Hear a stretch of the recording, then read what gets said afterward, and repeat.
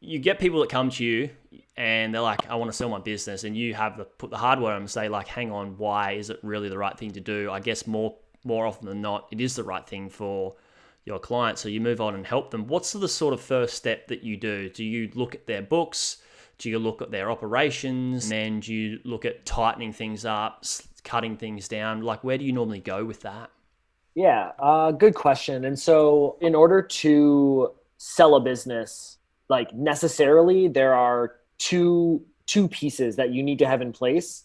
And that's going to be you need to have clean, clear, complete financials as well as, an operations or a business that's not dependent on you to run. And so, you obviously got to be on top of the financials that is clear, verified, up to date in order to accurately get a evaluation. And I mean, it's like you need to come up with a valuation as well as to pass due diligence when you ultimately make the sale.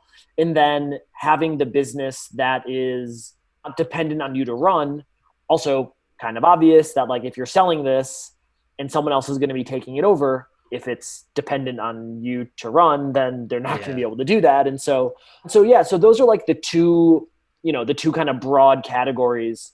We work mostly with e-commerce and FBA businesses. And so generally they are more transferable. If you're using fulfillment by Amazon, their warehouses, most e-commerce businesses, I mean, we do see some that like, for example, their grandma is the one who's, shipping out a product, but like most of the ones that we work with, they're either using FBA warehouses or, have their own warehouse. And that's a huge part of the not dependent on you to run. And I mean, one of the benefits of, online businesses in general are going to be more transferable.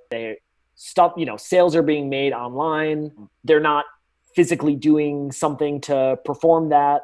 Is going to be easier to transfer. And so still can be some things that need to be done, in order to like check that box. But most e-commerce businesses and online businesses in general, easier, more transferable.